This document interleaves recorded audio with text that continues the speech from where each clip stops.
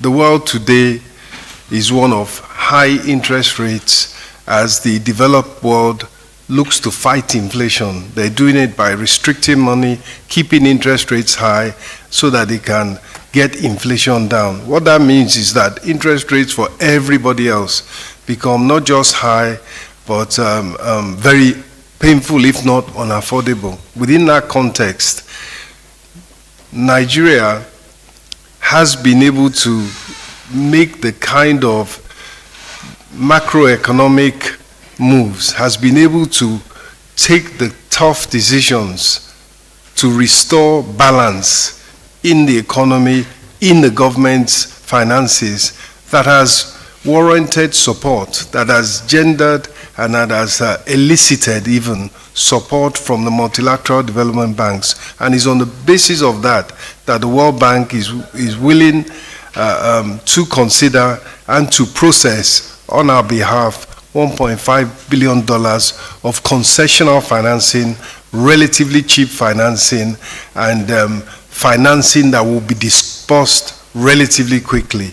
And that was what was presented to the Council, the Federal Executive Council, and the members approved that we go ahead with that financing, given that it is affordable. Borrowing, as I've said, the borrowing is concessional, it's cheap, and it is needed. But we went beyond mere agreements to tell them that something different this time is happening. Because one part of the agreement was to file it in a court of law, which we have set the process already, and the other one was the presidential approval. There cannot be any presidential approval more than the Federal Executive Council. So we presented them to the Federal Executive Council. We analyzed on each and every aspect of the agreement, and to show the genuineness and also the provide for harmonious and a good industrial relationship. And that was why it was presented and it was approved for implementation.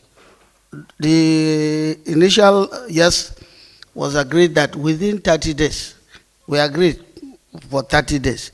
And so within 30 days, there must be evidence of implementation. Men of the press, ladies and gentlemen, at FEC, the Council approved the setup of the Presidential Council on Industrial Revitalization Roadmap.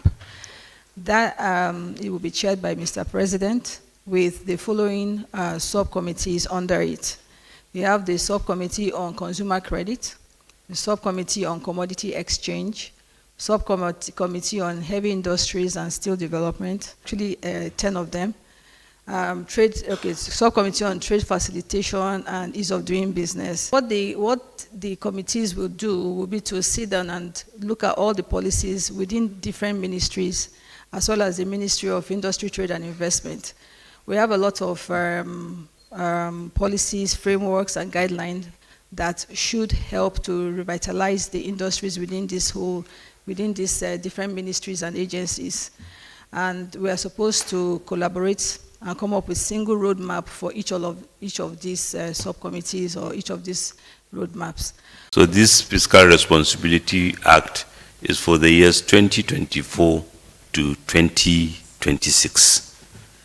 The $700 reference price assumes our optimism. The assumptions include oil price benchmark, which I said for 2024, we are assuming 73.96, oil production of 1.78 million barrels a day, exchange rate of 700, then the inflation of 21% and GDP growth rate of 3.76%. The aggregate expenditure is estimated at 26.01 trillion naira for the 2024 budget, which includes statutory transfers, the